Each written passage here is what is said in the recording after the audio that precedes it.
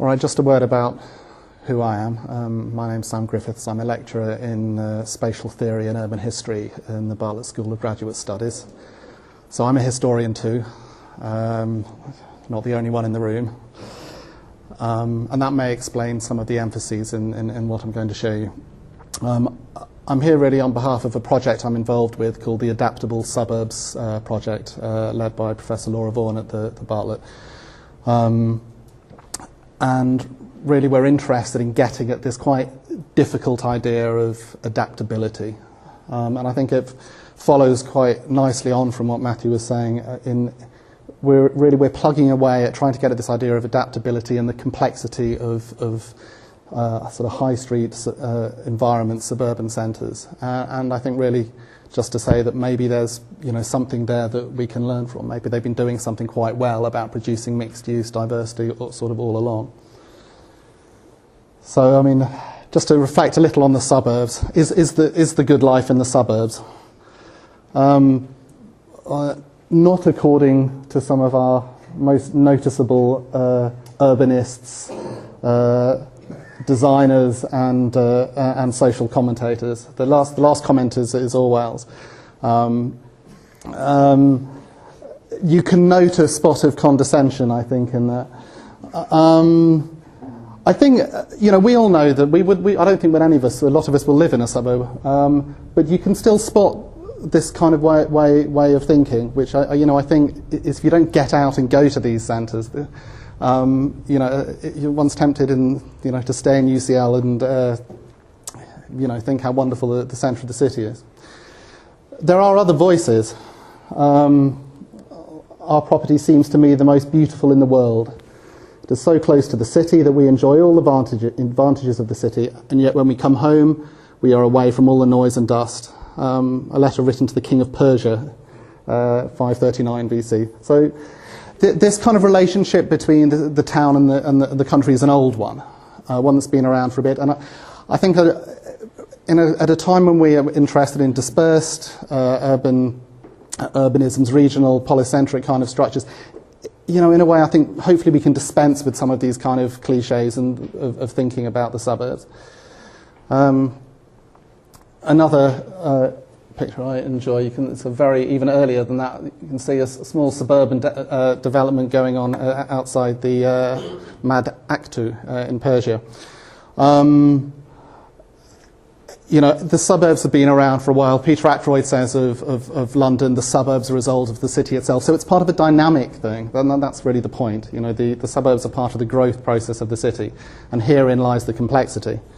And now on to something completely different, but not entirely. I like this idea of the suburb as representing the extraordinary and the ordinary, and really I offer that as, again, just the idea that perhaps we can learn from something.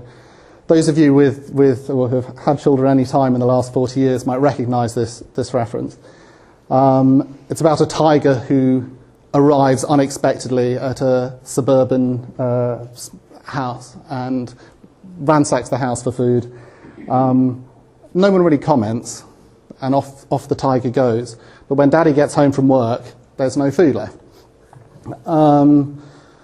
So Daddy says, I know what we'll do, we'll go to the cafe. And it's a safe enough environment to go in your pyjamas. And they walk out, and the situation is resolved by a kind of a nice little meal in a local cafe. It's a nice story, I think, about the kind of the proximity, the walkability, and the sort of almost the extension of the living space, but into the public domain that the high street sort of represents for us. But I think on a more fundamental level as well, I think it's interesting that the author Judith Kerr herself was a kind of was from a very wealthy family in America, in Germany, who came over here to escape the Holocaust, and found in these environments something, a kind of a refuge, something that she found profoundly reliable, and something that in her autobiography she talks about as something quite unique.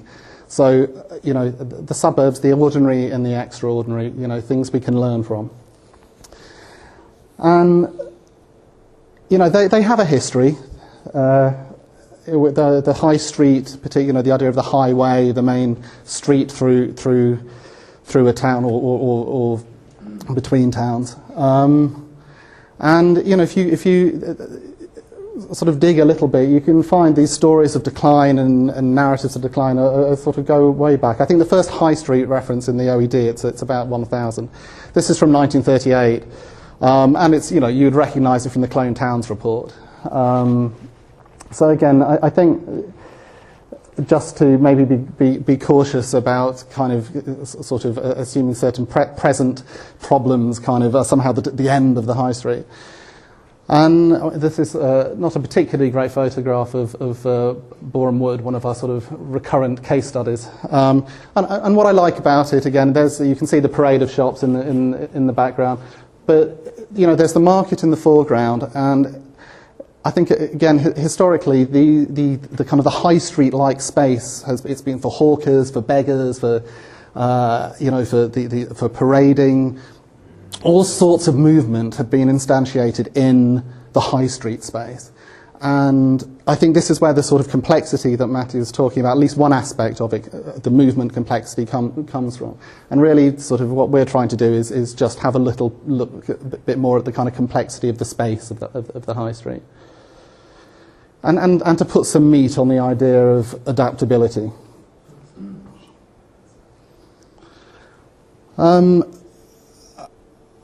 Really I think this is to repeat something that's almost been said before, but we're quite concerned that, I mean, these are these sort of boundaries that are required for particular policy interventions very quickly become fixed as the thing itself. But what we call a centre is in fact a very kind of relative thing.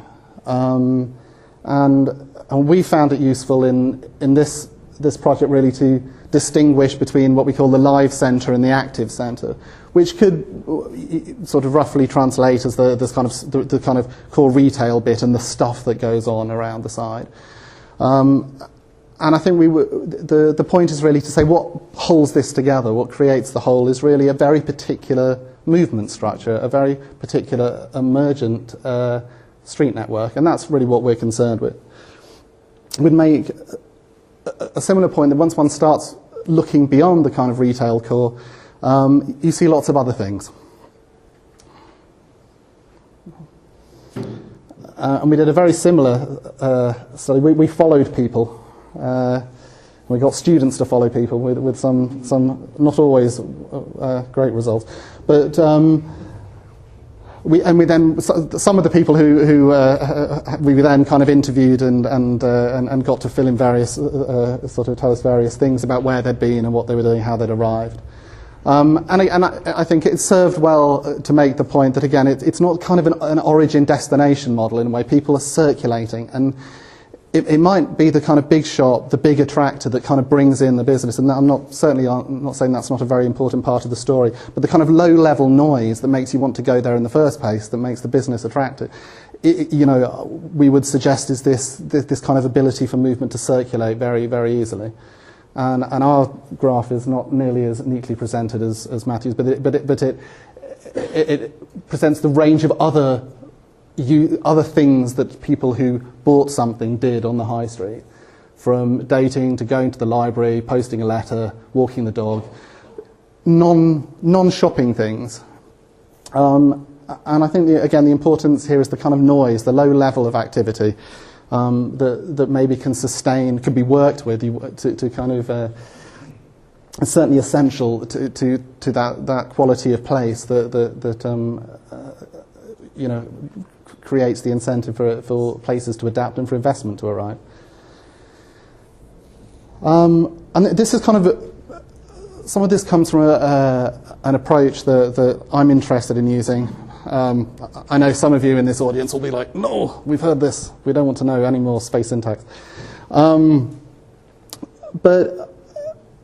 what it's good at doing is kind of getting at that question of the linearity. It really kind of prioritizes the kind of the spaces of movement and offers us lots of ways of thinking about the street network. It's one way of thinking, it's not the only way of thinking. But what it allows us to do is kind of think about this notion of pervasive centrality, which that is centrality as kind of being there at all scales, to a sense, from the kind of the small parade or corner shop cluster to a really big centre. That we shouldn't just sort of draw circles around a thing and say, right, that's a centre, that isn't. That in fact centrality is a very kind of complex phenomenon, and it's relative to where you are and how far you can go. And again, thinking in terms of this ongoing noise, it's about the interrelationships between these different centres that can only be really provided through everyday journeys, short car journeys, pedestrian journeys, certainly you can dump the origin-destination data within that framework, and it starts to make a lot more sense. We're looking at that bit in the corner. Part of this project is an historical project, and there's a kind of proposition that where there is centrality, stuff will come, builders will build, and that in turn, that deformation, the additional network built at that point creates more centrality and more building. So we're looking at, this is Loughton between 1860 and 1960, I think. And the configurational analysis is really, again, the proposition is to suggest that where you have a kind of a seed, a bit of centrality, then further things will follow. And we're just trying to understand that process, really. And this is quite a data-intensive piece of work. And again, thinking of this low level of noise, this kind of the idea of ecology, I think, is quite useful. There's a sort of diversity there.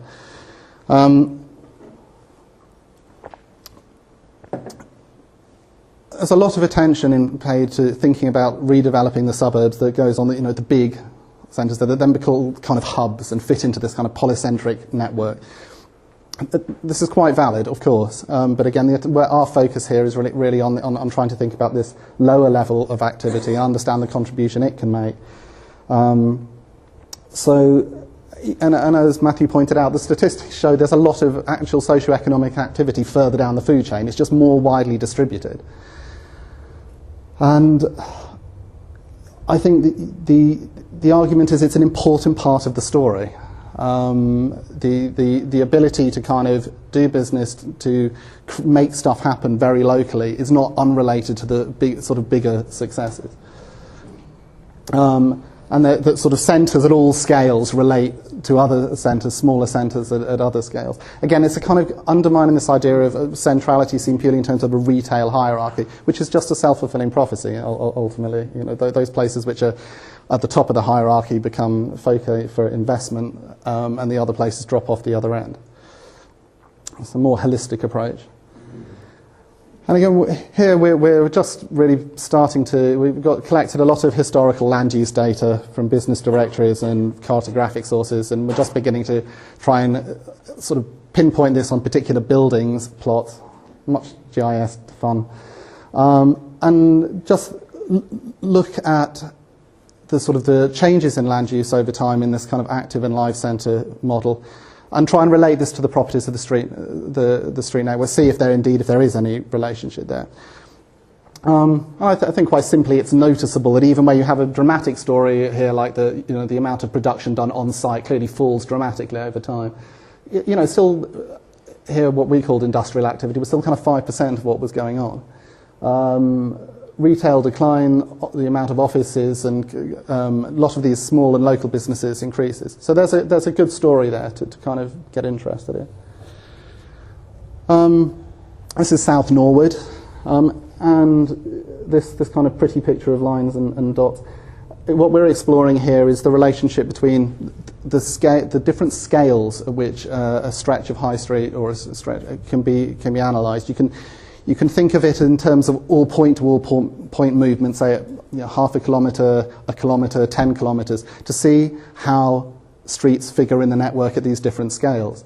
And we would suggest that a characteristic feature, configurationally speaking, of suburban high streets is that they're movement attractors at lots of different scales. So you have this idea of movement being driven through. Now this can become a problem when you get too much traffic. But it's an interesting fact, and again, something that we need to understand properly. These are not, these are spaces that have a real resilience built into them. The slide is showing an analysis at a different scale. So here, 800 meters, a sort of 10-minute walk distance, and the sort of land uses that kind of are picked up in the red line area, which is the area where there is we would predict most movement. And then we go out and study this and count people. This is a larger scale again. The proposition is that there's lots of different overlapping scales of movement supported in these centres, and that this creates a kind of robustness in the amount of activity that can go on. And even where you have a bad story, in part lots of, say, betting shops or something that's problematic, that keeps things ticking over. Elsewhere, there's scope for something else to happen. But that ability just to keep going is something maybe we shouldn't, dismiss too lightly.